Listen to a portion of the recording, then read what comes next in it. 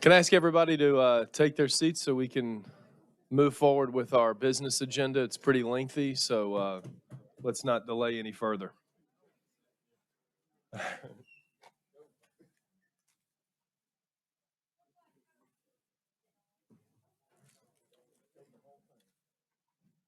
Thank you to our production team for these cookies. They're absolutely fantastic.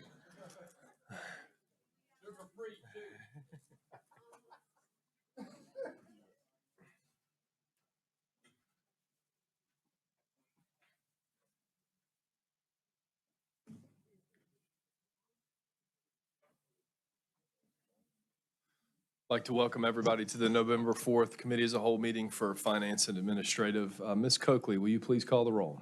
Mr. Green, Here. Mrs. Heinz, Mr. Derman, Mr. Loop, Mr. Harrell, Mr. Nation, Mrs. Richardson, Mr. Winkler, Mrs. Baker, Mr. Bettencourt, Mrs. Lamy, Mr. Hersey, Mr. Bro, Mr. Kuzan, Mrs. Page. Thank you, Ms. Coakley. We did the invocation and pledge at our prior meeting, so we will dispense with that. So we'll move on. Board members, are there any visitors that you would like to recognize? Nope. We're up for public comments. Has anybody signed up for public comments? Okay, I don't have any. Next up is approval of minutes for a committee as whole meeting held on October 7th, 2021. Do I have a motion? Ms. Page, do I have a second? Mr. Kuzan? Any comments from the public? Seeing none, any from the board? Let's please vote.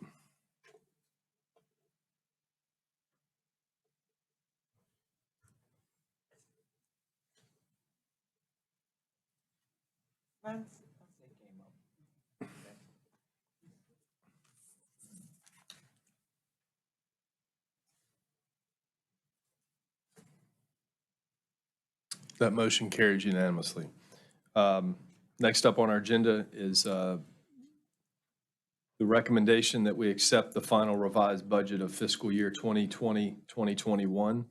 Superintendent Jabbia. Yes, Mr. Green, Ms. Prevost has provided you all with the updated and revised budget for 2021 fiscal year. And if you have any questions, she is here to answer those, but those were provided to you. Mr. Derman places that motion. Do I have a second? Mr. Nation has a second. Any comments from the public? Ms. Barrios.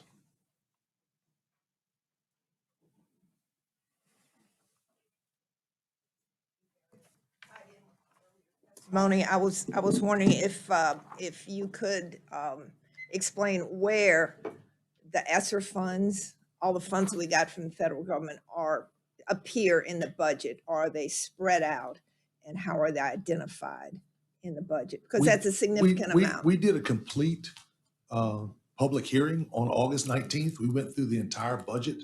We broke it down line by line. We communicated all the results from the survey, but basically the ESSER funds were used for PPE purposes for start, and then moving forward was for virtual school as that was existed during COVID, and then it had to go to learning loss and the preparation of services. We have that complete broken down, and we can send that to you, Ms. Barrows. We have all the slides that we presented that night on August 19th with a complete breakdown of everything that was spent. But my question is, where is that reflected in the budget for the publics? Because, they don't go into this as deeply as maybe I do and other people with ESSER funds specifically, but where is that $92+ million reflected in the budget? It can't be part of the budget per se, because we were explained exactly how we had to break it down. So we couldn't use it for reoccurring funds. It was very specifically how the government laid it out that we had to spend that. Like I said, we'd have to show that to you. It is basically for learning loss and recovery of learning loss from COVID. So it's interventions. It's built in for the next 3 years. It's our ALC summer camps. It was preparation of summer school and paying for credit recovery for summer school for use of students for pupil progression. I mean, it's a plethora of things. And then we had to also commit funds to air quality. We went through this entire thing, and like I said, I can provide that for you. Right, I have that, actually. I have the budget detail from the Department of Ed. I understand what it's for. My question is just really, how can the public see that as reflected? And you're timing me on this? I'm asking a question. Sure, right, sure. Is how those things are reflected in the budget. Are they just in there? Right. And No, we're required to keep those in a separate fund. So there's a large document that's marked final budget, federal, state, and local grants. So what was spent on the federal stimulus monies is broken down by each component that we received, all the different types of incentive gear. That's in that large document. You can find the page, what was spent and what was budgeted for that year. Now, the 92 million, that's going to be over several years. And we have, when you're eligible to collect that until certain points in time. So, but what we spent to date for last year is in this budget, in the large grant budget. Okay, all right. It's not in general That's why fund. that huge number never would appear in any. We're not in allowed to any- put it in general over fund. It 3 has to be years. Gotcha. separate. It has Okay. to be a separate fund. Thank you. Sure. And I just want to clarify real quick, we're talking about kind of closing out last year's budget. We're not talking about projected dollars being Correct. spent. That's Yes, correct. sir. Okay. Anyone else like to speak? Okay. Any comments from the board? Dr. Richardson? Thank you, Mr. Green. Ms. Prevost, I'm just curious because we've had some speakers come up and talk about the Act 4, my reading eyes are not working tonight, so 456. Where, is that allocated in this document?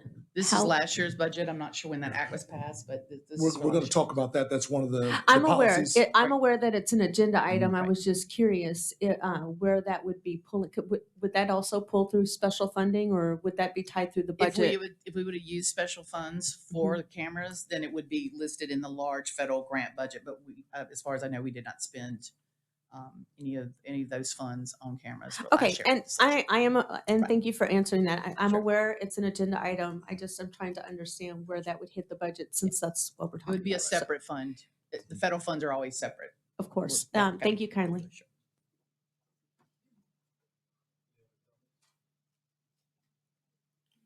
Thank you, Mr. Aaron. Real quick, I know the budget stuff can be a little nebulous. What we're doing now is approve the final approval for this current year's budget, correct? So- Last year's. That's what I mean. Last year's. That's But correct. this is the final where we got to be within 5% or something of Correct. the actual budget. I always amend all the dollars to the exact number we finish the year with in the final budget. I always do it after we've closed out the year totally. August 31st is our cutoff date. It takes us a month to process. Auditors have looked at everything and said these are final numbers. They will also be presented in our financial statements. But this is much more detailed than what appears in our financials. So it's a good document. Okay, I just want to make sure everybody was clear why Yeah, we're, this is why last we're year. looking at it now, and this is not really next year's budget Right. for. It takes a couple months to close out, and I like to present the final with everything adjusted. Thank you so Sure. much. Thank you, Mr. Harrell. That brings up a good point. Real quick, Ms. Prevost, for public, did we have any line items on the budget that we missed by more than 5% or that we had to? Well, this amendment takes care of that if there were any. I don't think there were. That's $20 million. The closest one was probably the MFP. I believe someone spoke on that. The loss there was 7.8 million due to student enrollment declines. So Okay. that was a large number for us. But Okay. I don't believe there were any $20 million variances in Okay. total. It's in total for the Yep. revenues. So I believe we were in line, but I did adjust to the final. So there's no variance at all. Thank you. Any other questions from the board? See none, let's please vote.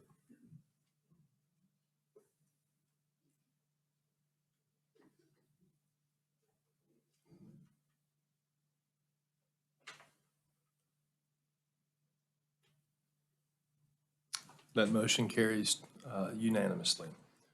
Next item on our agenda is consideration of a COVID stipend. Mr. Javier. Yes, thank you, board members.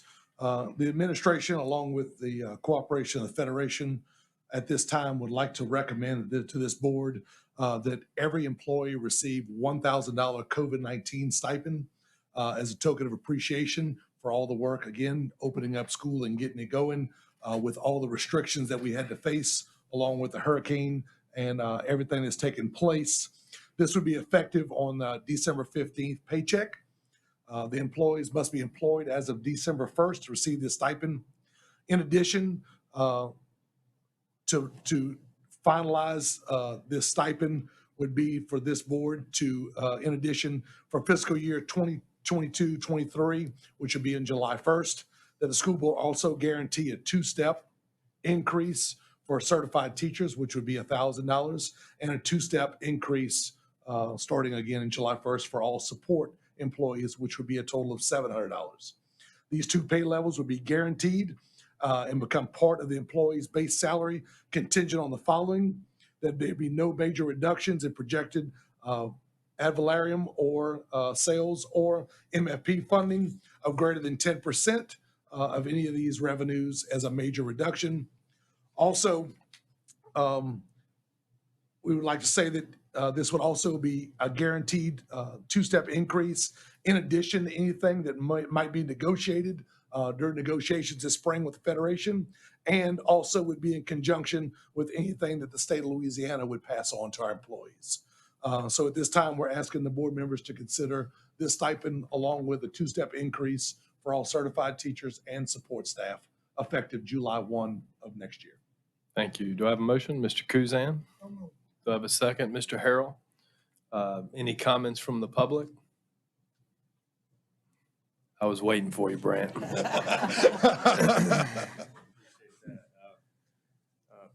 I mean, I signed the thing, so obviously I'm for it. So please, we would love the unanimous support of the board on this. As you know, they're working hard for you. They're working hard for this community. Frank's got a big heart. He wants to do something for the employees now, but like you said, this is not it. There's still some other pieces later that's going to take a little time to put together, but this is just something for now. And I do want to point out the stipend's guaranteed no matter what, but I would reiterate what Ms. George said. We've got to pass the millages or the world fall, the sky falls, right? We won't be talking raises. We'll be talking reduction in force. So I can't stress that enough. Thank you. Thank you, Mr. Osborne. Any other comments from the public? See none. Any comments from the board? Mr. Betancourt. Thank you. The board members included in this stipend? I'll see what I can do. It said everybody, so I'm just trying to. Your support, right? We do a lot of giving out money. We just never seem to get any. All right, thank you. Thank you, Mr. Betancourt. Yeah, that's a no. Just for anybody watching at home. I was trying to be nice, Mr. Green. Mr. Derman? Thank you. In reviewing this process, I contacted the superintendent and Ms. Prevost to get some additional background information. And if I can, I'm going to go to my notes just so people understand, because we've had a lot of people come up here and say they hadn't gotten a pay raise over the past several years. And I just want to kind of clarify that a little bit. Since 2017, so the last 5 years, certified employees have received $5,300 in annual salary increases. So that's permanent pay raises, and an additional $4,000 in stipends for a total of $9,300 annually. Not annually, I'm sorry, in total.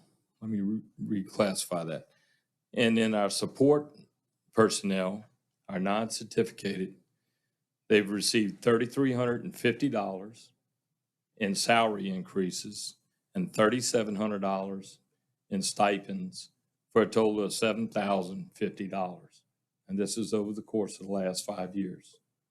So I'm just trying to explain. I know it's difficult to understand how you get paid, the increments that it happens, but I'm saying this is what is in our financial budget report. So this is what I'm saying is fact.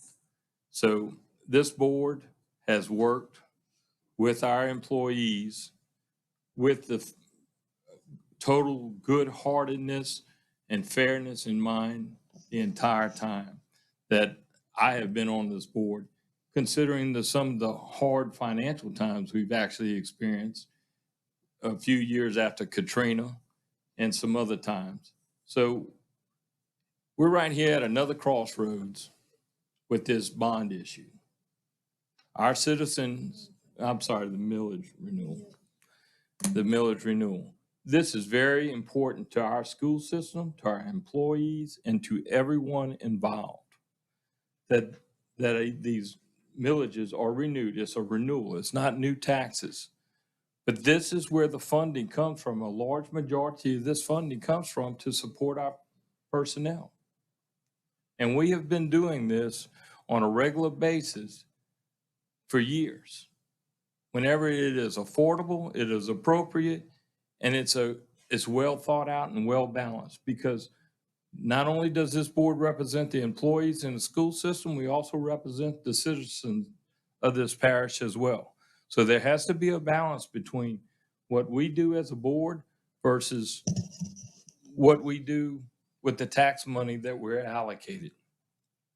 Since I've been on this board, we've reduced our mills close to 20, 23 mills, Terry, something like that, from in the last 20 years. So that's being good stewards, I'm sorry, not probably good students too, but good stewards of the taxpayers' dollars. And at the same time, trying to do our best with our pay, salary, and structure for our employees.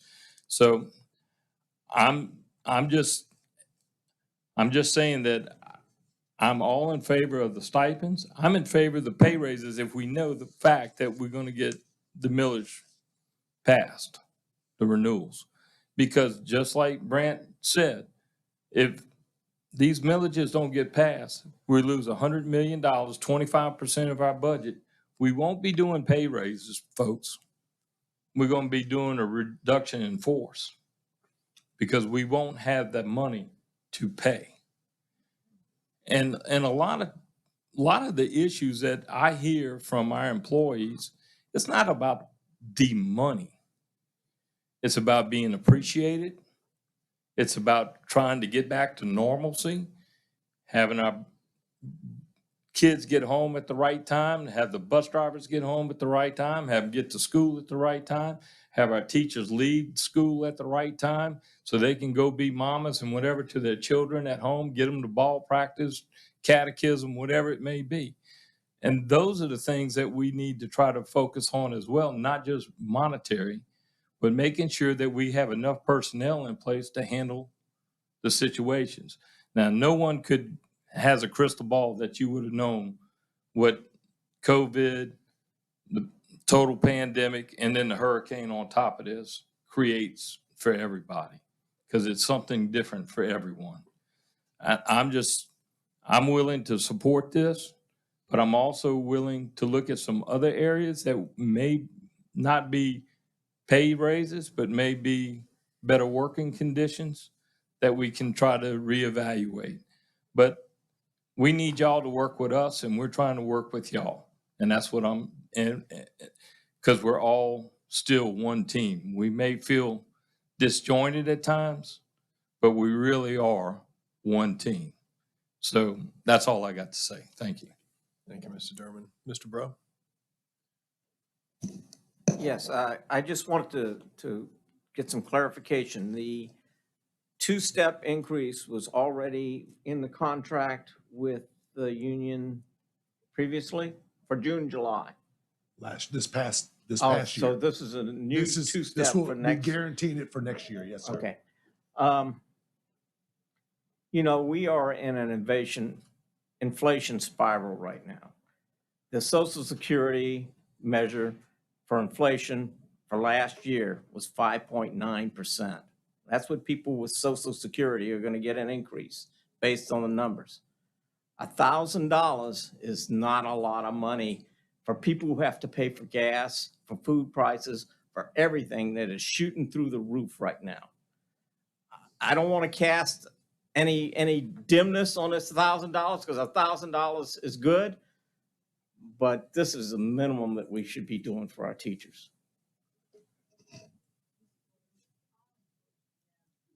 Ms. Baker?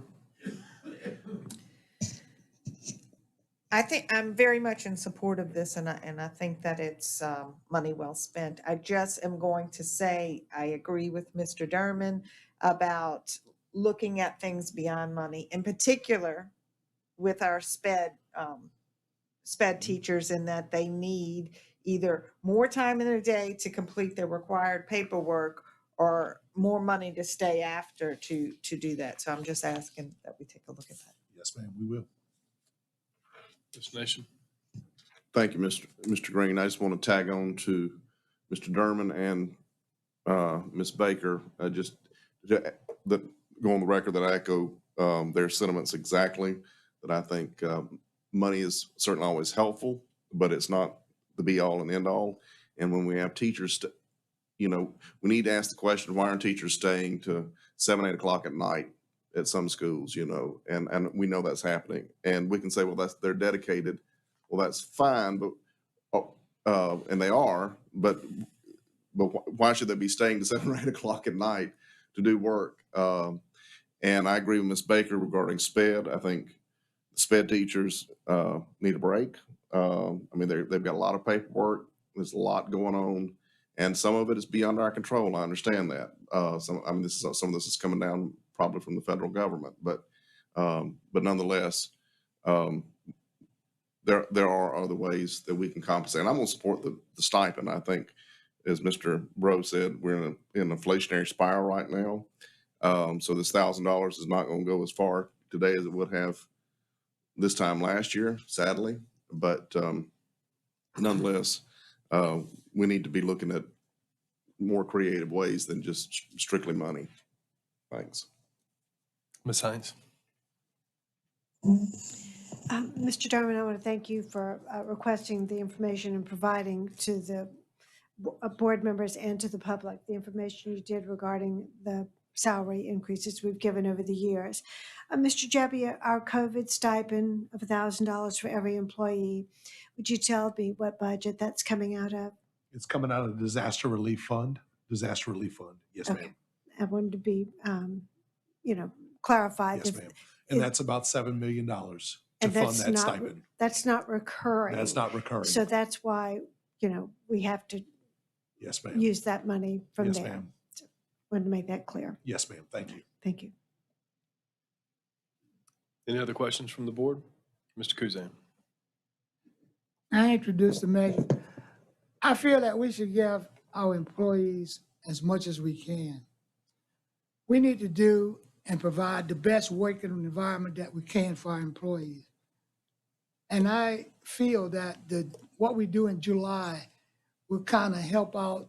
I know $1,000, like Mr. Bro said, doesn't go that far, but we're putting forward an effort to do the right thing with what we have. And as we also learned from Mr.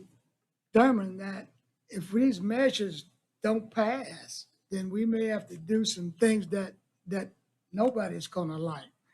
So I would like to everybody to support this measure, and let's do what we can always do that's best for our employees. Thank you. Thank you. Any other comments? Seeing none, let's please, I'm sorry, Mr. Harrell. Thank you, Mr. Green. Real quick, the two-step raise, will that apply to starting salaries for all employees? Or is that just strictly? Yeah, unless we get a state raise, when we get a state raise, we add that to the whole schedule. But unfortunately, with the Act 1, we don't, starting employees won't get the two steps. So it's only for existing employees as of this year. Thank you. What will it take to do? I mean, it's just strictly just whatever the state says, because I know that's probably going to be some trouble getting in maintenance guys. Everybody's starting. I mean, I don't think we're high enough to get enough people. That's going to be the problem, I think, in especially like maintenance or. Yeah, we'll have to look at all the numbers, and that certificated is the one that because of the Compass rating from the year before, you can't give a raise until they've been evaluated. So that kind of limits us on that. But it's something we can look at in the spring. Maybe like a signing bonus or something. Is that a way to finagle around it?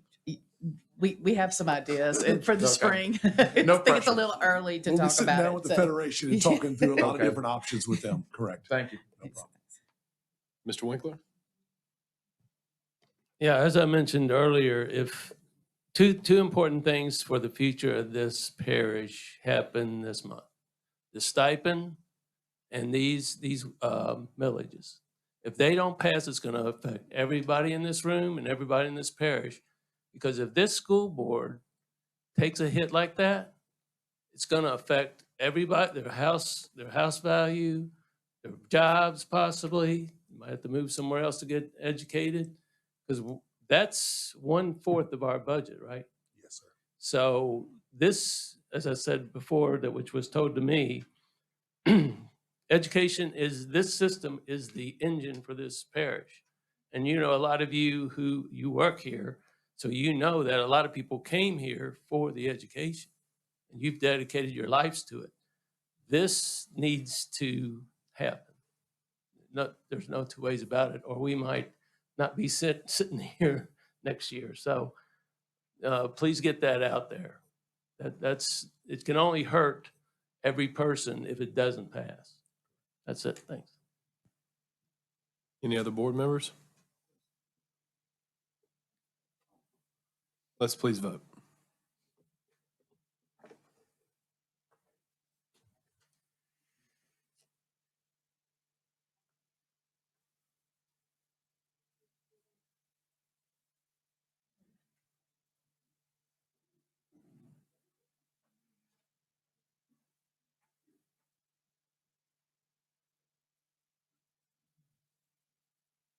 And that motion carries unanimously.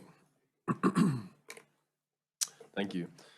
Next item on the agenda is consideration of new school board policy file IDDFC, cameras in special education classrooms. Mr. Kosai. Thank you, Chairman Green, Superintendent Jabbia, board members, and audience. We have a few policies to consider tonight. The first two I'm bringing to you are new policies, so we'll stick with that first one he just mentioned, which is IDDFC, cameras in the special education classrooms.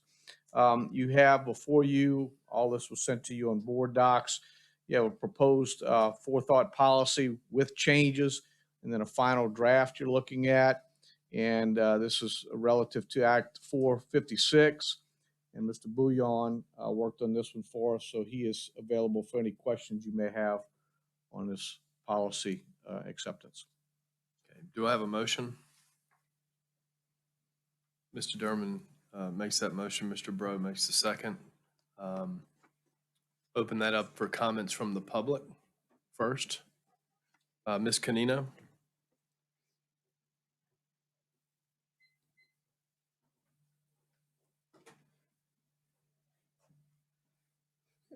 Kathleen Canino Covington. I was very involved with this bill, and I worked with the senators and Representative Mark Wright. And if you look at G, in the actual bill language, it says, as specific funding becomes available for this purpose, each public school governing authority shall implement the provisions of this section. So if you change it to allocated, it will no longer be in line with the law. The intentions of this bill, the reason he left it open was was to give school boards a way to find the funding, either locally, federal funds, grants, donations, or parents can even donate, or the cameras can be donated as well. So the intention of that was as soon as the board is able to find the funds, and the Louisiana Department of Education is also supposed to be helping find that money, the law will be enacted. And so if a parent wants to donate, it should be as soon as it's available and not allocated. Because if it's changed to allocated and no funds are ever allocated through our school board, then the law will never happen. So I ask that y'all please don't change that language. Thank you. Mr. Osborne.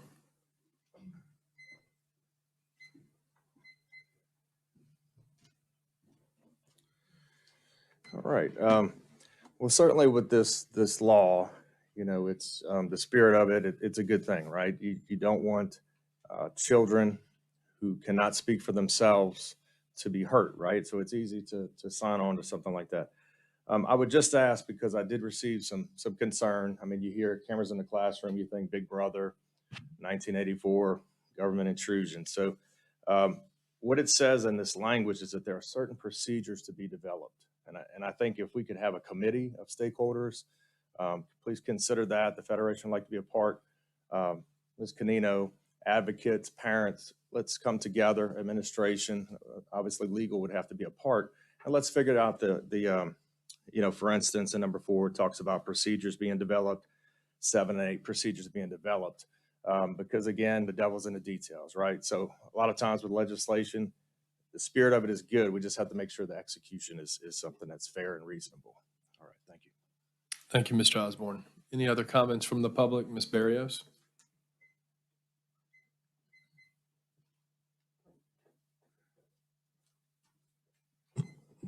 So when this was brought to my attention from various sources, I did a little research and communicated with some of the special education former and current teachers and administrators in the state. And it was brought to my attention that St. Tammany and virtually every school district in the state contracts with a company called Forethought Consulting.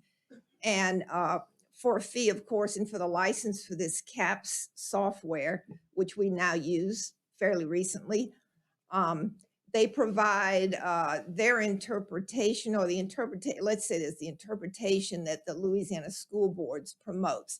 Louisiana School Boards lobbied against this bill, lobbied heavily against it. Forethought Consulting has somewhat of a reputation for, they're not lawyers. It's a husband and wife team, and they're not lawyers, by the way, but they're dealing with legislation. They have an extensive disclaimer. It's on your website, on the page where you go to board docs, and it's also, and this is new, I've never seen it before, at the top of the proposals that you have there, it has their name, Forethought Consulting. They take absolutely no legal responsibility whatsoever for anything the school board adopts that they've written or that they've consulted with. It's all going to be on you.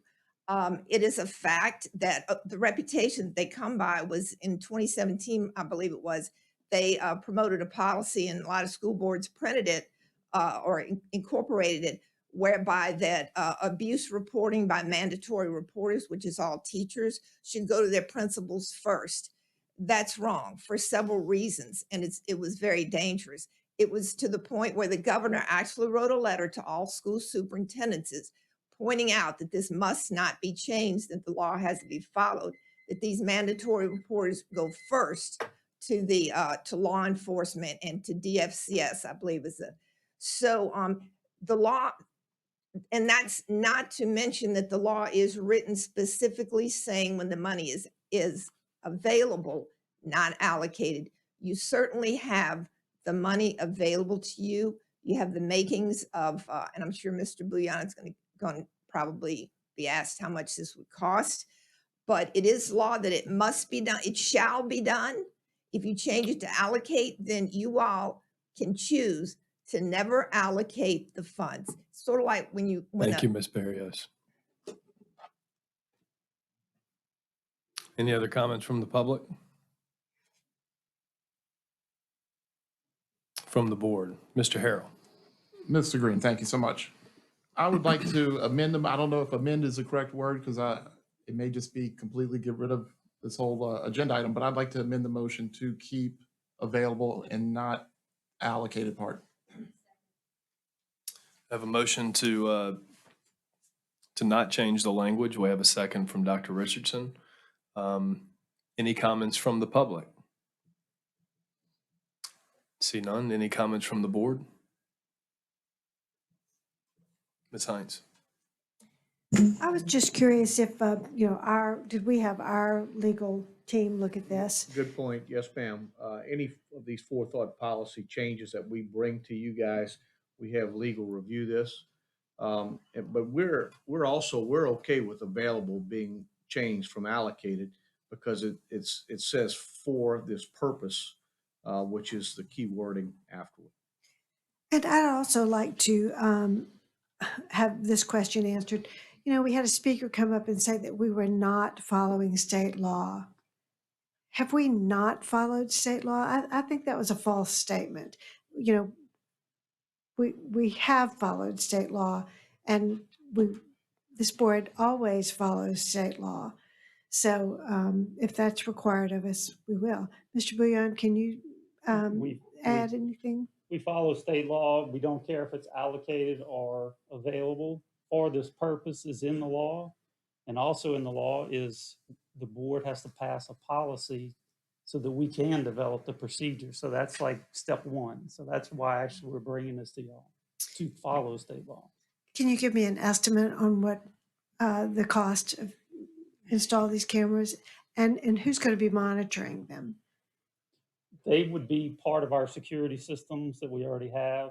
The total cost, and they redefine classroom, so it may lessen that, but we did it on special ed students in a classroom, and it's between $8 and $12 million total.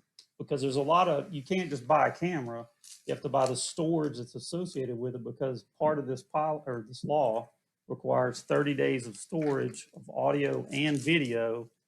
So we have to maintain a lot of storage because there's a lot of special ed classrooms if the parents start requesting them. We currently, with our security cameras, the school principal and AP can actually see the security cameras, and then central office can see, or certain people in central office can see the security cameras. So it would be very limited as to who can actually see the cameras. And part of the law, a parent, and it has to be a legal guardian or a parent, can request to review the video as well. Okay. Thank you. I appreciate that information. Go over here, Mr. Bro. Yes, I was under the impression that we're changing the wording to make it more likely to happen. But from the parents' concern, from what I've heard, I think it should stand as it was available. That's consistent with state law.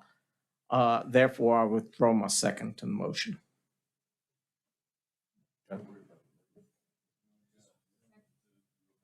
Yeah. We don't need to worry about, but Mr. Derman, you had some comments? Yeah. Okay, Louis, you talked about the $8 to $12 million of cost. Is that annual cost, or is that startup cost with a reoccurring cost? Well, That's a startup cost, and you're going to have reoccurring costs. Currently, we have about 1,200 to 1,400 security cameras deployed. We pay about $100,000 in support costs every year for those cameras. Your storage, initially, probably 4 years ago, that was about $600,000. You're going to have those arrays are actually getting older, so they're going to have to be replaced. Okay. So you have reoccurring costs every single year, and students don't stay in the same classroom. So that special ed student is going to move to another classroom. So that camera either has to be moved, which we're going to incur wiring costs and conduit costs, or we have to add a secondary camera. So you will have reoccurring costs. Okay. I guess I'm reading this thing, it's talking about classroom, but I mean, it says shall not mean special education classrooms, other special education settings. Then it talks about gifted students. So, I mean, what is the total That's gist of what we're doing? Is it when a special ed student is kind of just sitting in a regular ed class, then it's the majority of the class has to be special ed, and they have to spend 50% of their time within that classroom to be considered under this law for a camera. Yeah, I see the 50%. Yeah. So Okay. it limits, like we looked at it from special ed students, all special ed students, and tried to do our calculations based on that, because it's very hard for us to go through and individually figure out, okay, how many are spending 50% of their time in a specific classroom, and then the majority of the students are special ed. Okay, So and we then did it on special ed if we are students. videotaping the classroom, and this may be a legal question for Paul, but if the regular ed students are in there and they're on the video, do they have rights or anything towards whether or not they want their kids videotaped? I can help answer some of these Good, questions. Paul. That's why I talked Legal about you. department did really look at this as well, and a few things to add to the comments that have been made already. First of all, this policy references the actual statute. If you look at the bottom of the page, the statute that got put on the bill is in fact 17:1948. It's a policy of. Is the microphone not loud enough? Is that better? Is it on? Can you hear me? Okay. All right. I was just in the process of saying that your policy is footnoting the actual law we're dealing with. It's 17, I believe, :1948. And it's an actual written policy of the board. I think it's policy, it's in your early ones, ABA, that you cannot enact a policy that's inconsistent with state law. It's also in Title 17:8 81 as a matter of state law that all school boards have to write policies consistent with state law. So the language in this policy cannot override state law. In fact, Ms. Canino read the actual language of the statute accurately, and a lot of the comments were quite good on this issue of video cameras. The statutory language is that the policy doesn't have to be followed until specific funding is made available. What that basically means as a matter of state law construction is that you will have to allocate funds for it because you have to have a specific line item to do so. The scope of this bill isn't been delineated yet by any school system. The state law required you to do a policy, which is exactly what Lewis has done. And he's following definitions that are in fact in the state law. So the definition of classroom is in state law. He's trying to parallel it in this policy. So a lot of the confusion on this issue, if any, is due to the state law itself. Whether you do classrooms with cameras or not is a policy decision for this board. But how you do it is a matter of state law. And on this specific issue about the students' rights, because there are very powerful federal laws, like FERPA is the initial, about student identifiable information, they had to write into the state law that the videotaping of these classrooms will not constitute student identifiable information for purposes of state and federal law. But you raise a good point, and that's the issue, is if you get parents from a special ed classroom approving it, but then others wander in, it's just a very hard law to follow. So that's why the policy took some time to put together, and we did review it. And hopefully I've clarified some of the concerns in this area. Okay, and like all of our students, especially our older students, all have badges, name tags, their ID cards or whatever. And if they're in there wearing those and they're videotaped and somebody can blow them up, then that's personal identification. That's exactly right. And so you raise a good point, as do the parents who have special ed children who want to protect them and guard their safety. And frankly, from a legal perspective, I see importance in cameras because it can delineate facts that sometimes get very confusing. But it's the implementation of this state law that's going to take this board and the public some time to digest how you do it. And I guess that's my point. I mean, I understand this is the starting point, the infancy of it, to start working out some of, well, a whole lot of details because it's very complicated. You have to find specific funds for this purpose. You have to then figure out what classrooms, where, what scope. The cost of it is, as Lewis said, several $1 million. And then you've got to comply with a lot of other laws, not just 17:1948. In fact, the statute references, what's going to constitute, student identifiable information. But I assure you that the state law isn't going to override federal law on this issue. And FERPA, under the, doctrine of federal preemption, is going to kill any discussion on who can get videotape or not. And if you get one parent saying, I want videotape, and another, for very good reason, says, no, I don't want it, it's going to be very confusing. Yeah. Very good, Paul. Thank you. Thank you, Mr. Derman. That's clear as mud. I just wanted to clarify for Mr. Betancourt, I think there was a question on what we're discussing, what the amended motion was. There's original language in the policy that says that funding, the last paragraph of the first section, that funding being available for this purposes. There was a first motion to change it from available to allocated. Now we're back to available. I think I actually made the motion. You did make the original. Okay, so now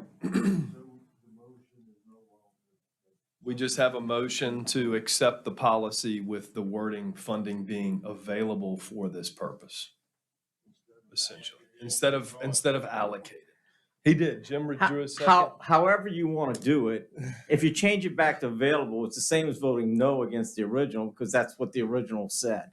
So either we don't vote on it or we'll allow a friendly amendment to change it back to its original version, and that's fine.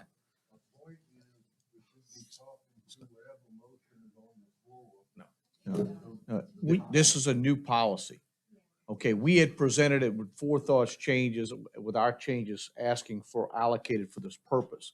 Now we have changed that, but it's a new policy in totality. So we've never voted on the original policy. We don't have an original policy yet. Therefore, the motion to vote on it with available is on the floor. Thank you. Correct. I believe I had Ms. Baker next up.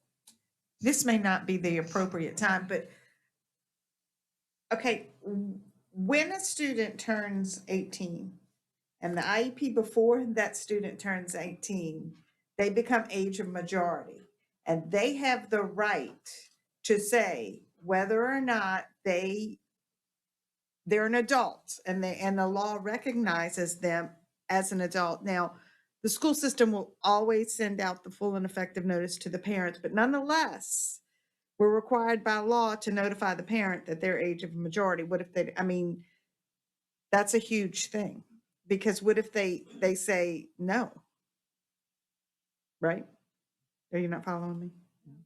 I'm lost. If we have a sped, you following me, Mr. Nation? I followed you, Ms. Baker. Thank It's you. like if you have someone turn 18, you no longer need solely the permission of the parent. You need the permission of the 18-year-old. Right. Yes. So, Yes. that's my Again, point. you know, that We'll is need a a new very form. good point. And I want you to, again, I like the language for whatever it's worth that available because it parallels the state law. But the state law is one of a multifaceted component. And I know the teachers union is going to have some say about this. And they're, of course, all adults. Right. So do you need their permission?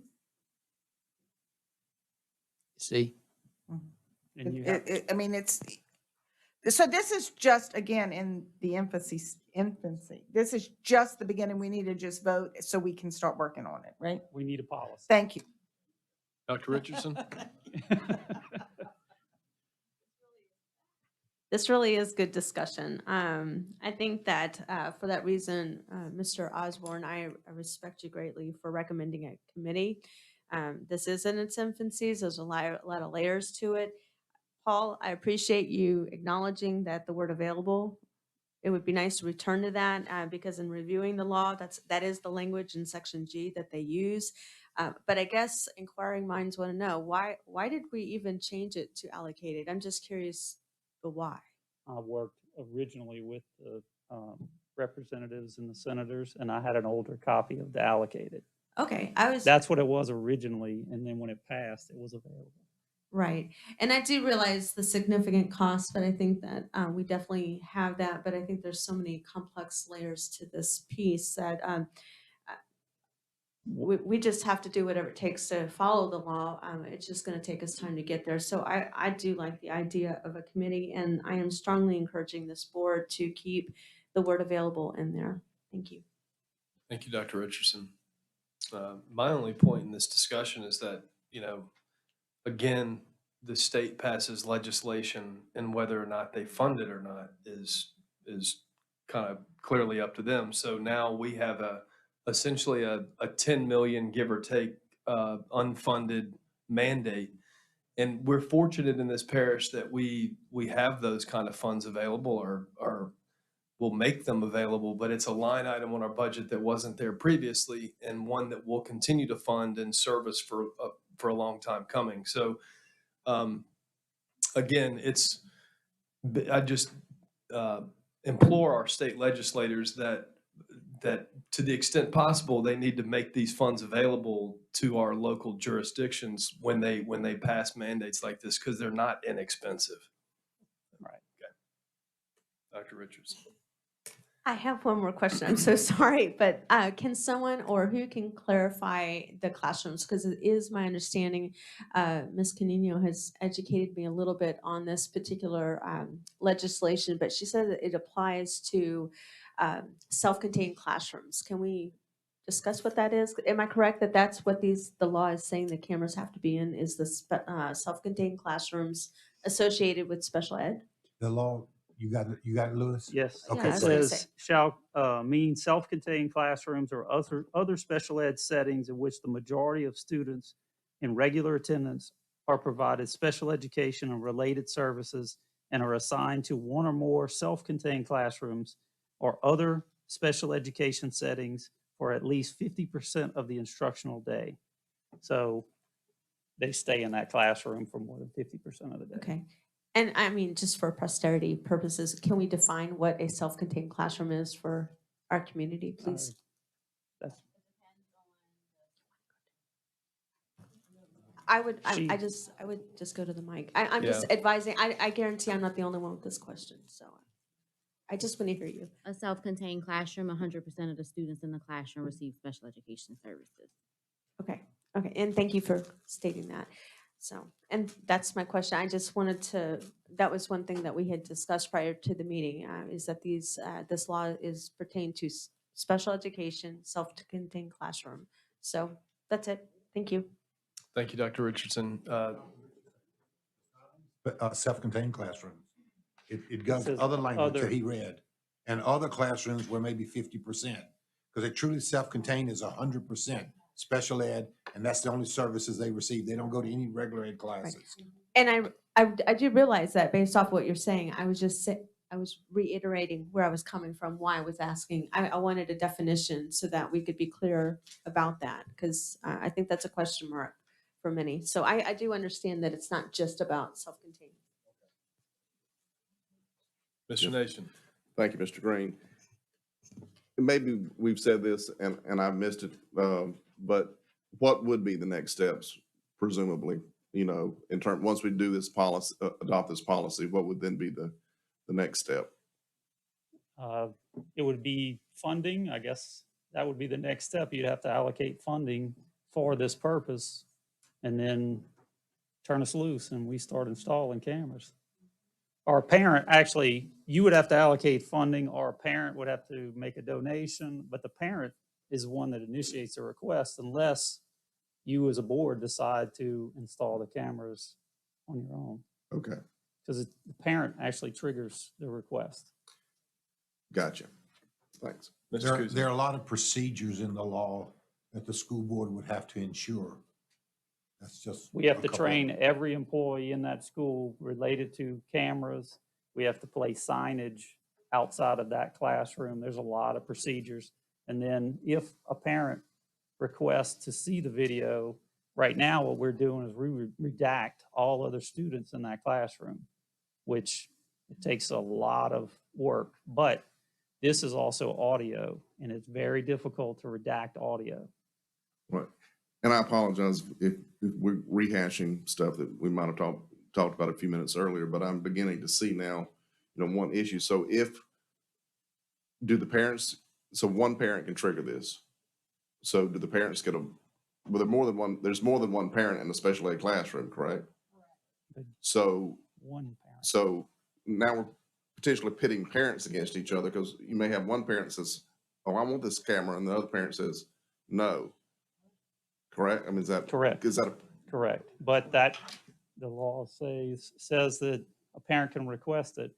We have to follow the law. So again, I'm all about parental rights, but this is pitting parents against each other, because there's no doubt in my mind that at some point in the future, there's going to be one parent says, no, I got to have a camera in the classroom, and the other parent finds out about it and says, wait a minute, I didn't get a say in that.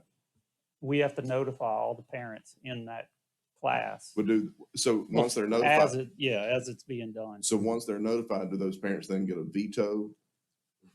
There's a process in the law where we have to have procedures how we approve or disapprove a camera in the classroom. So that's some of the things that we're going to have to work with our attorneys to say, what happens if this parent A says, I want a camera, and parent B that's in that same classroom says, no, I don't want it. Then we got to have a process in place of how we're going to either approve that application or not. So that's part of this policy, that we have to come up with those guidelines. And that's going to be a lot of work, but we'll get it done. This is called the law of unintended consequences. Yes. Now, we only talking about self-contained classes?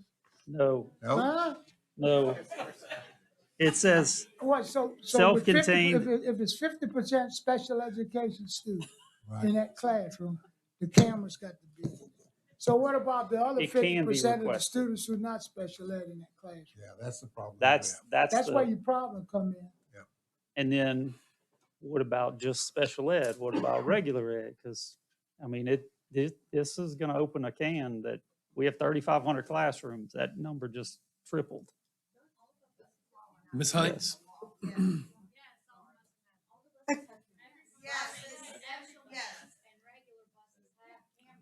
Order, please. Thank you. Ms. Hines? Mr. Nation asked a question, what is our next step? And Mr. Bouillon replied, allocating the funds.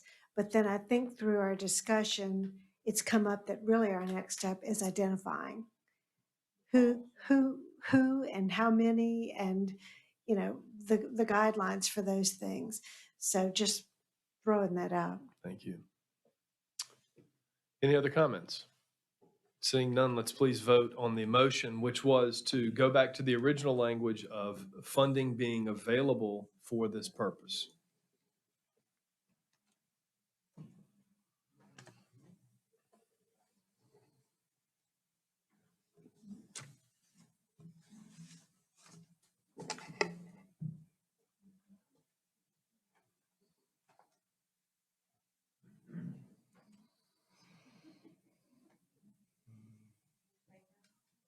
You didn't give me a choice.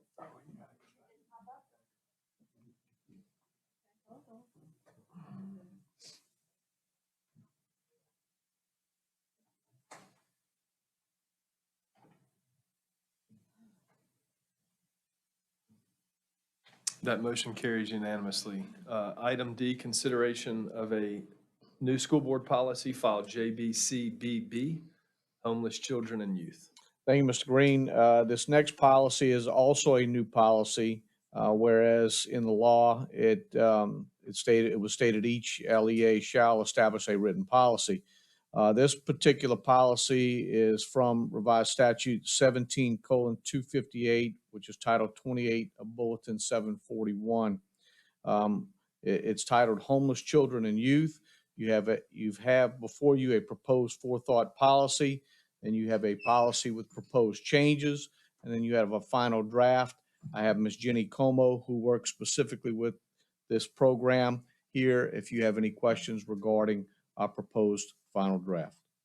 Maybe before I accept the motion, can I invite you up, Jenny? And just explain that we do have a language, so a paragraph here, why, you know, what we're doing with that change specifically. And I'm referring to except as provided under Louisiana state law with regards to students who have been expelled. Right, so the McKinney-Vento law does not require, it does not exclude students from disciplinary action or allowance into schools because of their disciplinary action, and that's just the statement that was suggested to cover that for students coming from out of district. So homelessness does not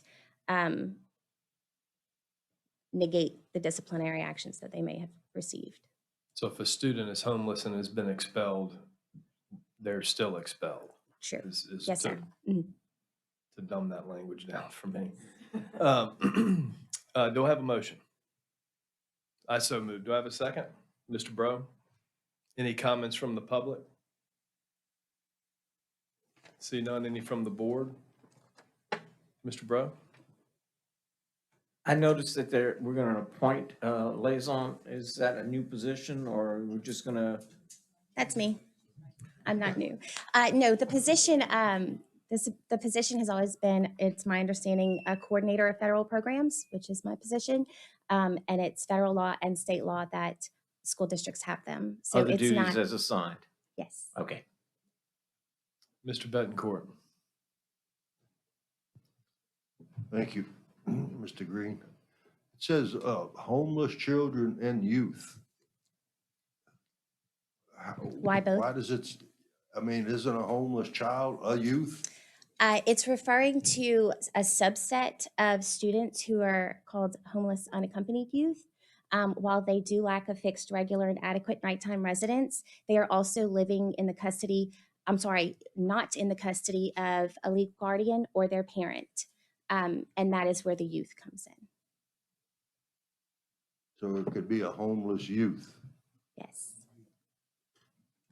And I don't see the difference between the two. A youth is a child.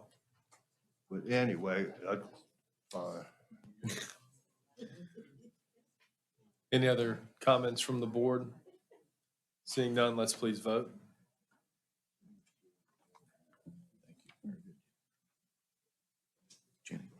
Jenny.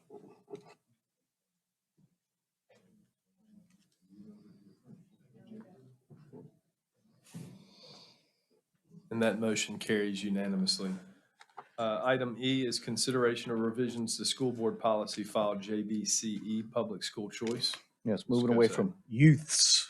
Okay, all right. Youths? So two youths. All right, we have the policy for implementing Act 853 of 2014, which is, we're, one of the things that's going to be changed about this policy, it's going to be referred to as public school choice. And that's specifically following Act 420, which is also the law 17:4035.1. And again, we're dealing with public school choice. We had this is a revision we're asking you to accept. We did have wording in our system for inter-district students or being able to come into our district. Well, now this is including by the new act intra-district. We have to have a policy with this wording for students who want to move from one school to the next or transfer.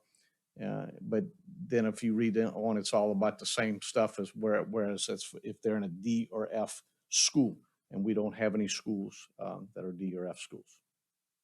But we still need a policy on this. Yep. Do I have a motion? Ms. Baker, do I have a second? Mr. Betancourt? Or did you have a question? I'm sorry.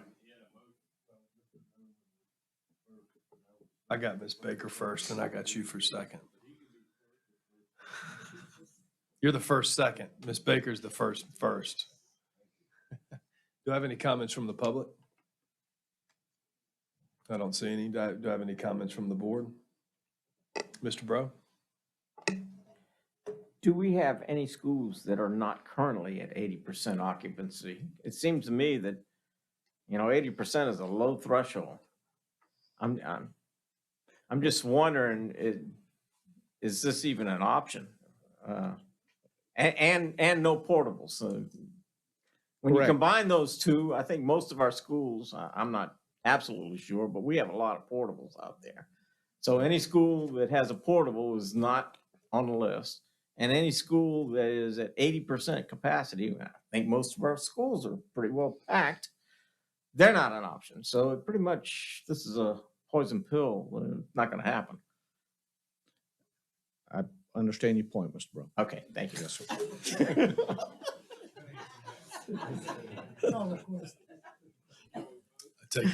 Mr. Kosei takes the fifth.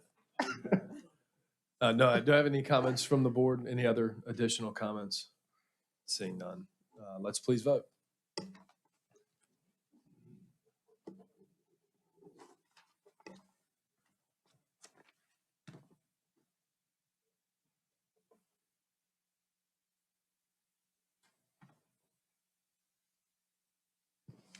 And that motion carries unanimously. Item F is consideration of revisions to school board policy file ID curriculum. Another old policy we're asking for a slight change to, and the title is curriculum. ID is the file, and you have an old policy before you. You have your forethought with some changes and a final draft. And Dr. Jean McCurley is here to answer any questions regarding those changes. And this is, again, dealing with Act 458. Do I have a motion? Mr. Nation makes that motion. Do I have a second? Ms. Baker? Any comments from the public? Any from the board? Yep. Actually, that's why I was raising my Mr. hand. Nation? Yep. Don't mind making the motion, but that's why I held my hand up. So remind us, because what was the impetus in the state legislature for this? So there was already the policy in place where eighth grade students, in conjunction with their counselor at school and their parents, devise an individual graduation plan. And that plan is to guide their future studies as they go into high school. So that was already in place. The addition is that to prevent a student from flip-flopping from one pathway to the other and prolong their graduation, they now would have to meet with the counselor and the parent and then sign off on those changes so that the parents would also be aware that it could prolong their graduation in the end before making changes. Additionally, we added where informational meetings would be held for rising ninth graders through the rising 11th graders. An informational night, either in person or virtually, where parents can come and get the information about course offerings and anything to impact graduation. Gotcha. Okay, thank you. Mr. Betancourt? Thank you, Mr. Green. We just had a policy that we changed the wording from allocated to available. Now this policy is changing the word available to allocated. Should we go back with available? Are you looking at the right policy? I'm On looking at curriculum? the one about the curriculum.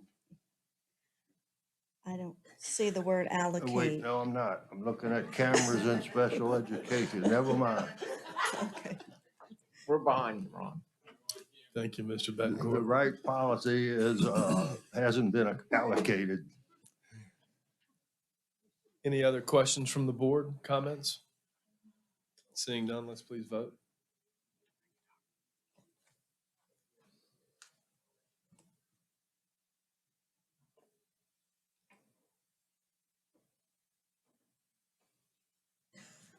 That motion carries unanimously. Item G, consideration of revisions to school board policy file BE, school board ethics. Thank you, Mr. Green.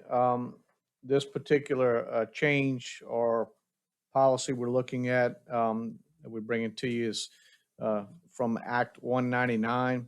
Mr. Pete Jabbia is going to be able to answer any questions you may have. You have before you an old policy, and you have a new forethought policy with changes, and then you have a final draft before you dealing with school board ethics. So the previous, I'm sorry. Yeah. Ms. Hines makes that motion and Mr. Derman makes the second. And Mr. Jabbia will let you Yes. talk before we accept comments from the public. Sure. The previous law is the only member of an immediate family member of a school board member or the superintendent had to be a classroom teacher. The legislature added one other classification of employees. Any member of the immediate family of any school board member or of the superintendent may be employed as a school bus operator, provided that such family member is certified as a school bus operator. So it's just adding one classification of employee, which is a school bus operator, that now could be a member of your immediate family or the superintendent's, and they're eligible to be employed, where before they were not. Okay. Any comments from the public? Ms. Barrios?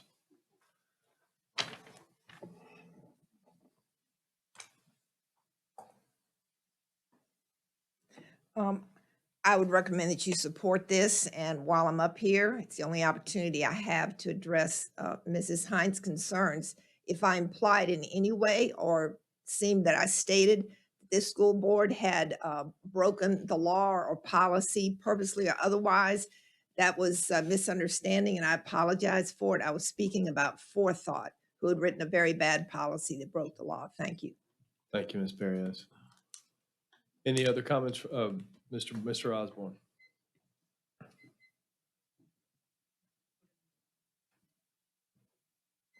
I definitely recommend passing this, and if y'all know anybody tonight we can get a hold of for bus owner operators, we really I thought appreciate it. Mr. Jab, So- Mr. Pete was going to be a bus driver. That's what I'm moving to next.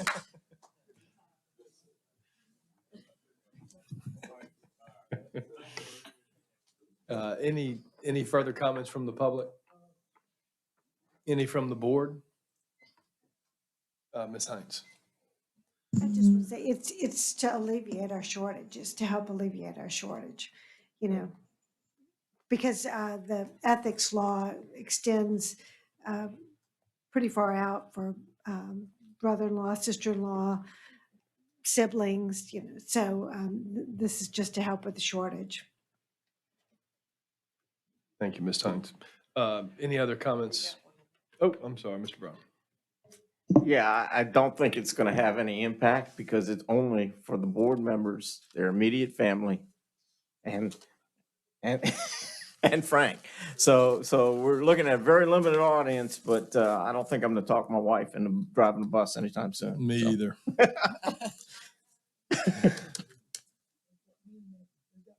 we need Frankie to drive, he can drive. CDL. You got it.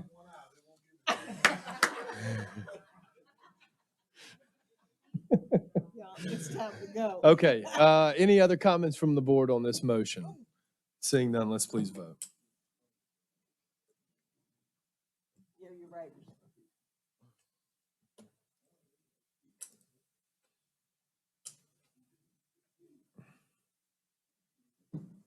And that motion carries unanimously.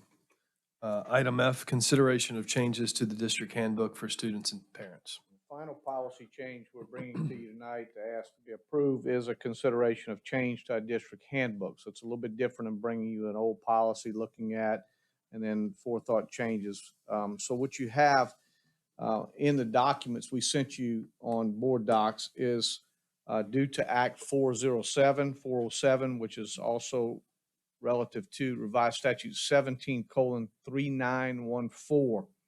And before you, you have an original of our handbook, certain pages that would be affected, pages 6 through 10 in our handbook for students and parents. And you have an original with proposed changes, and then with a revised draft. Then you have an original release clarification form with proposed changes. You have a revised draft of that form. And then you have an original release of student information consent form with proposed changes, and you have a revised draft there. And since we're dealing with specific identifiable information with students, our guru on questioning tonight, we bring back Mr. Louis Bouillon for you with any questions. Mr. Derman makes that motion. Do I have a second? Mr. Kuzan, any comments from the public? Any comments from the board? See none, let's please vote.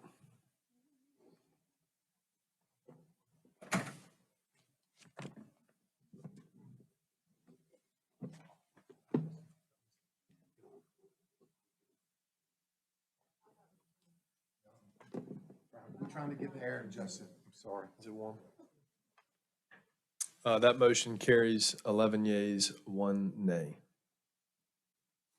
Item E is recommends authorization of Superintendent Jabia and our Board President Harrell to purchase 1.3223 acres undeveloped land identified as Square 4, Town of Mailville, situated in Section 42, Township 7 South, Range 11 East, Greensburg District, St. Tammany Parish, Louisiana.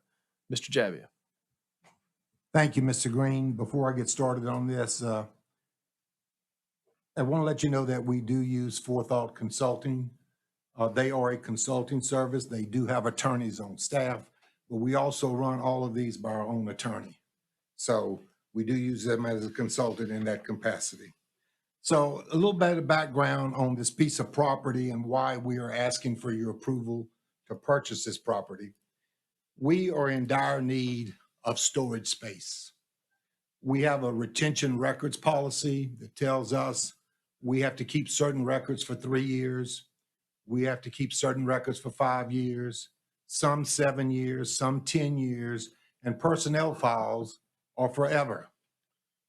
And we've got these records stored in portable buildings with very little air circulation, and we have to maintain these files. Plus, we're renting 11 storage units at a cost of $2,377 a month. And we're using 5 portable buildings to store additional records. So we've been looking for property to try to build a storage facility of our own, a storage warehouse, if you will. And this property came for sale, and we contacted the owner and we got some appraisals. And the two appraisals, the average was $201,000. And we were able to buy this land for under the appraised value at $175,000. So we thought it was a good bargain. We had to go to the parish council to get the zoning changed to make sure it was okay for us to build this in that area. That was approved by the parish council. In fact, they just did it. That's why we're just bringing this to you now. So we're asking approval for us to proceed with the purchase of this property for $175,000. Mr. Derman makes that motion. Mr. Kuzan makes the second. Any comments from the public? Any comments from the board? Mr. Betancourt. Yeah, Mr. Jalby, where is this? Oh, I'm sorry. It is right adjacent to our Covington Maintenance Warehouse. I call it behind the old, the old Wendy's. You know, our federal building that we had back there. That's also where our maintenance department is. That's where our graphic arts department is. And it's right across the street from that. So it's real close to our own property. That's another reason we thought this is very valuable to us. But the It's done. recommendation, it says town of. That's what it's called, Mr. What is that, Mailing? I was thinking Mandeville. Mallville. No, it's not Mandeville. I know. It's the that's town what of I was Mallville. So I questioning. guess 100 years ago, maybe that was a little community called Mallville. I don't know. But that's the way it is in the records. Okay. But it's thank you. located behind the Wendy's off of 190, if you know what I'm talking about. Yeah, I saw that where Yes, sir. the location, and I had Mandeville on my mind. and No, not sir. Mallville. No, it's called Mallville. All right, thank you for clearing that up for No me. problem. Ms. Baker. Mr. Jabby, are these like boxes and boxes of paper, or can't we scan it on I mean, I realize we need our own building and all these portables and stuff, but can't we, like, We have to have- technology, we're in we have to have the hard- 2000. We have to have the hard copies. We can scan it and use it, but we have to have the hard copies as backups. And we have to use our retention schedule as approved by the Secretary of State. Is that who does that? I'm looking at Terry because she's the one that's sending it into them. And so we go by that schedule. So every so many years, we clear out and shred and we bring more in. So it's constant. And there has to be paper. I have electronic files and have had for years in personnel, but I've asked the state, I have to have the paper copies as backups. That's insanity. But Yep. okay. That's the All right. rules. I'd agree with you there. Mr. Derman. Mr. Jabby. Yes, sir. Is this, it appears to be almost like a city block. Is Yes. that correct? It's Okay. 1.32 acres. Right. So apparently we're going to build a building there, but it isn't going to cover the entire piece of property. No, it will not. And you're going to come back to us with construction for that Yes, sir. proposed building. Yes, I sir. assume part of it's going to be climate controlled and everything else for that entirety. But, you know, if we had to park a school bus over there or something, we could do that, right? Yeah, there's going to be some room for some parking stuff. And we really need to see, we haven't gotten into the design. I talked to Cameron today. You know, that's something after your approval, that's what we'll start doing. And of course, we're coming back to you with all of that. Okay, thank you. Mr. Bro. Thank you. I appreciate the openness and telling us what the plans are going to be. But, and I, I support buying the property for the purpose, but without knowing the total cost, even a ballpark, are we talking a $1 million storage building, a $10 million storage building? I mean, a 175 could be insignificant compared to the cost of the building. And so that's my first question is just a ballpark of what we're looking at as a total investment. I don't have an idea what the Okay. total would be. We're going to come back to you with that. You know, you can approve it or not. We still have a piece of land that we own. And that's we can use it valued for at something else if we need 201,000. to. That's Yeah. correct. That's correct. I just, I'd like to know the full plan, and you did tell us what you're planning on doing with it, but Oh, is we're coming back to you. with is the it full going to plan. cost 10 million or 20 Yeah. million or, Yeah. The other thing is, did you try to look for an area or a property that already had maybe an unused warehouse? We've looked at warehouses before, previously to this. There was nothing that we could find that would be suitable for what we needed. This is in close proximity to our I understand offices. that. It's right next to your other property. Well, and it's but- not very far from our office. And then Okay. we have to haul boxes, get maintenance to haul our boxes to storage. So yes, this is going to be very convenient for us. All right, thank you. Sure. Any other comments from the board? Seeing none, let's please vote.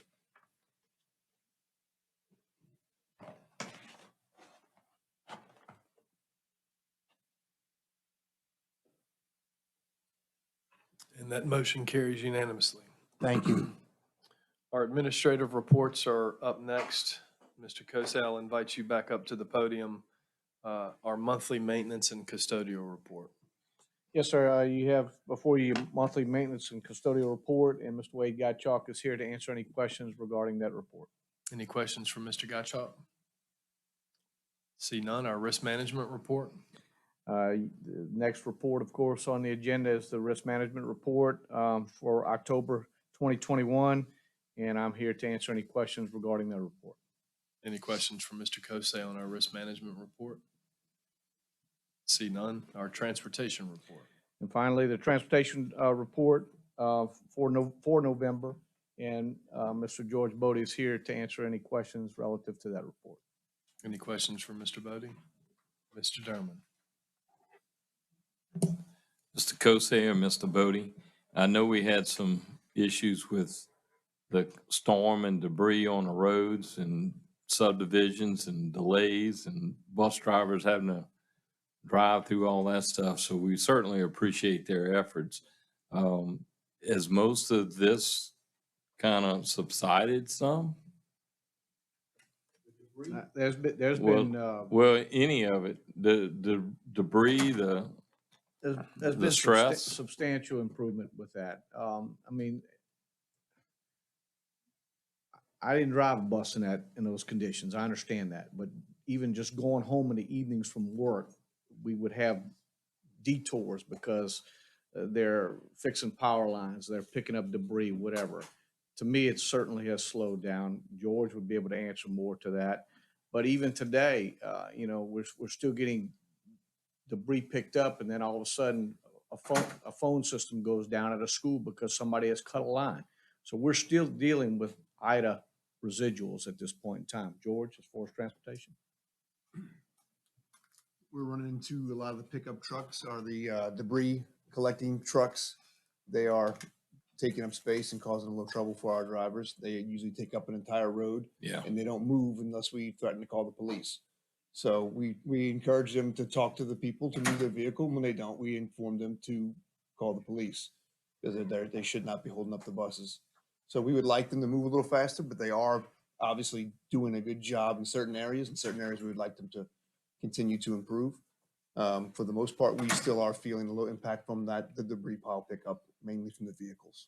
And how are we doing with, the number of drivers or driver availability? Regarding substitutes? Yeah, well, if we have from the enough storm. drivers, or we don't have enough drivers, or we need more drivers, or We cleared 3 today with the help from HR and from central office. We cleared 3 drivers today, and they'll come in tomorrow to continue to train. And our intention is to put them out on the road on Monday to support the rest of our drivers who are doing an incredible job. We're always looking for new ways and new individuals. I do like the fact that the entire board can have someone come and work for no, us. it said my wife I'm a wife fan. could come I'm drive a fan of all now. of this. We're continuing to work with HR to try to find different ways to bring in new drivers, and that's an ongoing battle across the nation, basically. Our drivers are doing a great job. We're trying to support them any way we can and try to get as many people to them to be able to alleviate what they're already doing and taking care of. Right. And that's what I mentioned earlier with the funding is that, by trying to find innovative ways to maybe get more personnel and drivers in the seat, it relieves a lot of the stress that our current operators are having to deal with. It's not just monetary, it's all the other stuff It's a too. lot more. Yes, So if the more we push, maybe we can refocus a little bit, but it's every time we turn around, it's another, fire blazing out of control that we got to turn our attention to, which is difficult. But I appreciate everybody's work and effort to try to resolve this because it's nobody's fault. It's just what we've been dealt. So I appreciate everyone's efforts.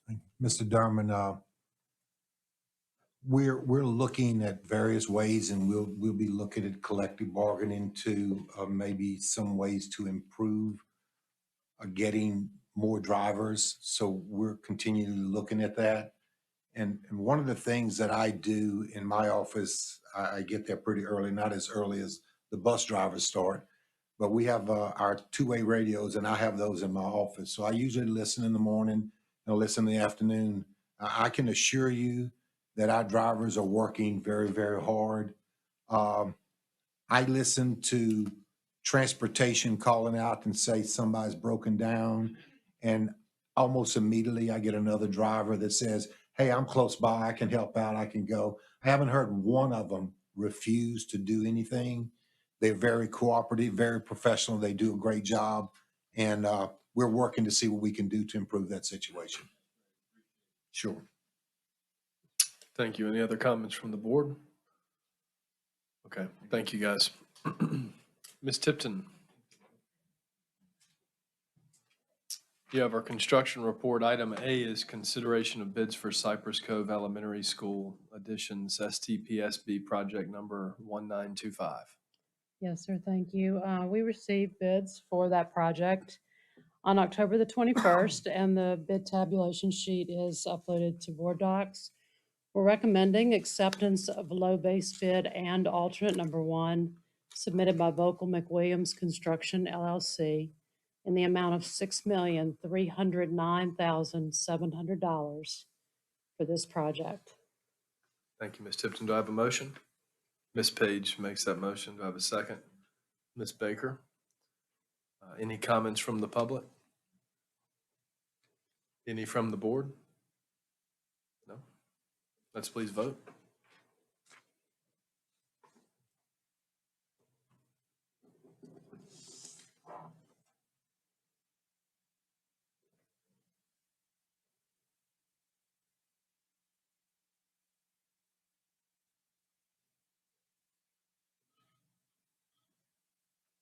That motion carries unanimously. Item B, consideration of bids for Covington Elementary School walkway and conduit renovations, STPSB project number 1916. Yes, sir. We received these bids this week on November 2nd, and we did upload that bid tabulation sheet to board docs as well. In this case, we're recommending rejection of all bids submitted for this project because all the bids submitted were over the amount budgeted for the project. Okay, Ms. Hines makes that motion. Mr. Derman makes the second. Do I have any comments from the public? Any from the board? Ms. Hines? So, Ms. Tipton, when would we rebid this? We're going to have to take a look at this project and see how we might best proceed forward. It's a fairly complex project to take on all of the existing walkways that carry a lot of utility conduits. We had tried bidding it early or in this year right now in order to give some time to help a contractor facilitate getting materials in place. It's just a lot of work to handle in the summer when school is out. We were surprised at how much over this project came over the budget, which we thought was very healthy for the work. The good news is that the walkways and the conduits are operational. They work for the school. We're looking at something that we feel like needs to be done for a long-term solution there. So this may not come back out this year. We're going to have to see if maybe we need to split it, maybe over a couple of summers or something like that, to maybe give a little more time to do the work. Perhaps some of the conduit need to be rerouted. We're going to take another look at the project overall, and we can give you a better update after we've looked at that a little closer. How much overbid was it? We had anticipated a budget of about $950,000, and you can see that the low bid was at 1.5. Right. Yes, I would ma'am. appreciate it if you'd keep me apprised of that. Absolutely. Thank you. Any other comments from the board? Let's please vote.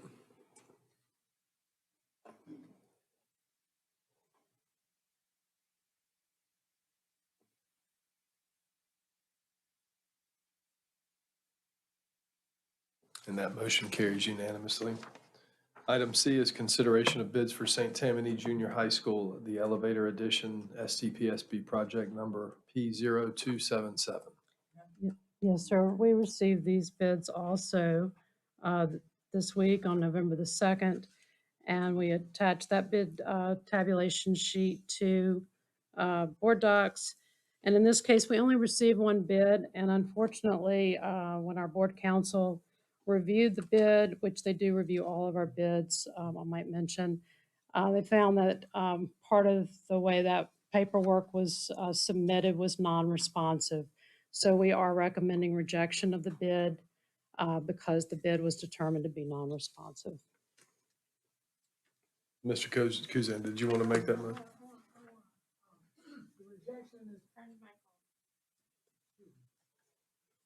The rejection is because of, The bid that was submitted was not responsive in nature. The bid was not appropriately submitted by law. so we have to redo the process? We will have to rebid the project. Yes, sir. Yeah, we were not happy for that too. I understand. All right, But we will get it back out almost immediately. thank you very much. Yes, sir. We do need a motion for this. I- Mr. Kuzan makes that motion. Mr. Bro seconds that. Any comments from the public? Any from the board? I'll just ask real quickly, is this bid pretty close, other than the fact that they didn't get all the paperwork right? Yes, sir. It was slightly over what we had anticipated, but we know that in this bid environment, there are some considerations, and elevators are pretty demanding subcontractors on a job, and I know that some of the prices have been going up. So Okay. we were prepared to recommend it if it was in line. Thank you. Any other questions? Let's please vote.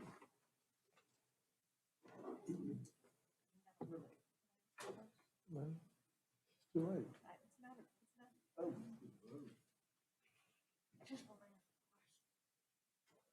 About elevators?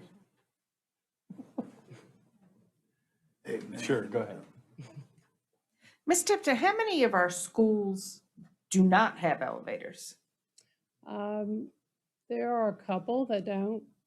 We don't have a lot of multi-story buildings, but obviously we're beginning to have more. But we do have, for instance, a Beta Middle, which has probably one of the oldest facilities, and that one does not have an elevator. And St. Tammany was another, so we're looking at all of those. And there are other ways to address that issue, as long as those services can be provided or those classrooms are available in other areas. We're able to manage that. Okay. Thank you. I realize that, Mr. Javia. Thank you. Did we announce the tally on that? We did? Okay, great. Ms. Tipton, our monthly construction report. Yes, sir. Thank you. The contractor's working on foundations for the new kindergarten building and is starting the masonry block work for the cafeteria addition for Lee Road Junior High. At Fifth Ward Junior High School addition, the roof and brickwork are complete. The exterior metal panels for walls and soffits are scheduled for installation. Painting and HVAC work are progressing there, and the walk-in cooler freezers are scheduled for delivery. At Magnolia Trace, the contractor is making preparations to start demolition on the 200 wing, which is the second wing that needs to be torn down so that they can start building the first portion of the new facility. And they also have the temporary modular restroom buildings in place, and they're working on the utility connections for those. Pile caps for the foundations are being formed and are scheduled to be poured at Little Oak Middle School for that new addition. At North Shore, High School. The interior masonry work for that addition is progressing, and the electrical and plumbing lines are being installed in coordination with that masonry work. The contractor's forming and pouring spread footings for the Covington High School additions project. At Abita Middle School, the contractor has installed soil cement and is proceeding with installation of structural fill. At Folsom Elementary School, roof framing for the new restroom addition is complete. Roofing is scheduled to start next week on that addition, as well as on the renovated classroom building. The new mechanical slab is being prepared for a concrete pour, and they have that scheduled. At Florida Avenue Elementary, the school has transitioned to the temporary kitchen setup, and the contractor is working in the existing kitchen area. The band room, music room is near completion. They're expecting the flooring to be delivered next week, and the new folding wall between the gym and that classroom has been installed. At Bayou Woods, the contractor has installed the underground utilities and plans to start grade beams for the foundations next week. At Covington Elementary, the building finishes are progressing. Brick is being installed at the music room portion of the building, and the special systems wiring is being pulled. The Lancaster Elementary addition is nearing completion. We are still waiting for the glazed tile for the hallway wall, and they're also waiting to put the flooring in conjunction with that. At Madisonville Elementary, the parking lot is complete, and they're working on some final items. Final inspections are occurring this week for the parking lot at Mandeville High also. The contractor for the turf fields project has not made good progress as we had expected, given the run of good weather that we've had. However, they did complete the North Shore High field such that the school was able to have their homecoming game last Friday on the new field. It's our understanding that the Covington High field base will be regraded this week, and then the turf installation will start. There were people on site today that were working on elevations relative to that regrading. The drainage pump station work has started at Fontainebleau High, but no other work has occurred at this site. No work has occurred at Slidell High either. A meeting has been coordinated to include the Associate Superintendent and the School Board Council with the design team and the contractor next week to discuss the status of this project. The second site work package for the fields at Salmon High, Mandeville High, and Pearl River High advertised for bids this week. And the Fontainebleau High project, which is the big additions project, it is scheduled to bid next week. The Abney Elementary additions project, we had the pre-bid meeting this week, and it will bid before the end of the month. The Florida Avenue renovations second project has been advertised for bids. We'll have a pre-bid before Thanksgiving, and it will bid before the December meetings. It's a busy report. Any questions for Ms. Tipton on our construction projects throughout the parish? Mr. Harrell. Thank you, Mr. Green. Thank you, Ms. Tipton, for your report. Real quick, and maybe a silly question. Do we have like viewing windows for some of these construction projects? I'm looking at like Abita Middle School specifically. It's right in the middle of campus and it's a big wooden fence, but it seems like with so much focus on STEM, it'd be a perfect spot to put a couple of, hamster window, I don't know, the little bubbles for kids or teachers to look at. Is there anything like that, or is that? We've not been OSHA asked to do that. We violations? really, we work to get site fencing in place and generally to have some sort of screening between construction and the school. Okay, thank you. Yes, sir. Mr. Kuzan? Yes, sir. So that I can answer the question that's going to be asked to me, approximately what timeline are we talking about with this elevator at St. Tammany Junior? As soon as the motion is accepted next week, we'll be sending an advertisement to the paper just to go back out for bid.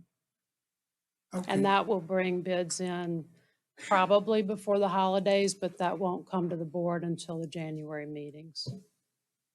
Okay, thank you. Yes, sir. Any other questions? Ms. Baker? North Shore is the only high school that has this field complete? Yes, ma'am. And they're not complete with all of the work there, just the field portion. Is there a demurrage fee? I mean, it seems Yes, like, they okay. are in liquidated damages as of their different dates relative to each of the fields, but they're all in liquidated damages now. And they're communicating regularly as to how long Probably it's- not to the degree we would like. And they're all bonded, of course. Yes, ma'am, 100% bonds are required on all of our projects. Good questions. Mr. Nation. Thank you, Mr. Green. Ms. Tipton, does state law allow, like with these bid packages, when it's paperwork issues, do they allow, state law obviously does not allow us to allow the bidder to go back and cure No, sir, cure the problem? Yeah, the public bid law is very specific about no informalities. And as I stated, we do have the school board construction council review all of our bids. No, I understand. Yes, sir. Now, and do the bidders, are they made aware of what the issues were so they can, if they want to rebid? We will definitely let this bidder know, and we do. That's what I thought. Okay, Yes, sir. thank you. Any other questions for Ms. Tipton? Thank you. Thank you all.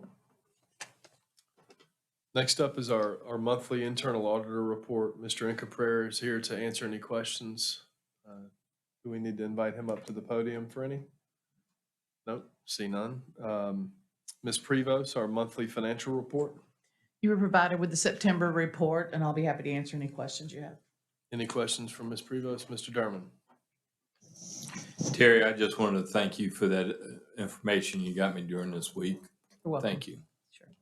Thank you, Mr. Derman. Any other questions for Ms. Prevost on the financial report? Our purchasing report? Ms. Carrasco is here to answer any questions on that report. Ms. Carrasco cannot wait to answer many questions on her report. Do we have any for her? See none. That concludes the committee's meeting. Oh, Ms. Heinz? Question? I just wanted to say it's so nice tonight to have staff sitting up here and be so readily available to answer our questions. I feel like it's a more normal meeting, and I appreciate that and look forward to us all being up here closer together.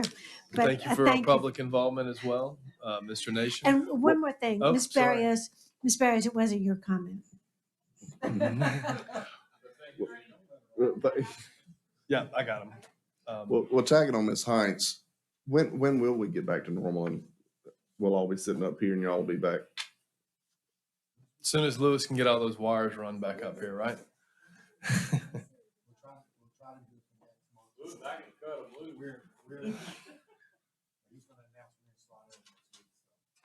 Right. Okay. All right, thank you. I'd like to compliment Ms. Prevost on the reports that she gave us. I think were very, very well done. Thank you very much. Thanks. Thank you. Thank you. I appreciate it. Mr. Harrell, President's announcements. Thank you, Mr. Green. Real quick, I know they're smiling faces, but I think this group will be smiling, next January when they flip-flop and y'all go home early? All right. First off, today is Miss Lamy's birthday, so she's not here, but please send her an email wishing her a happy birthday. No, I think she's okay with us not singing. Please remember that Saturday, November 13th is Election Day. Early voting is open now through this Saturday. The board meeting will be held next Thursday, November 11th at 6 p.m. at Brooks Educational Complex in Slidell. There will be a special board meeting here on Thursday, November 18th for expulsion appeal hearings. Time to be determined. That's all I have. Thank you, Mr. Green. Thank you. With no further business, this meeting is adjourned.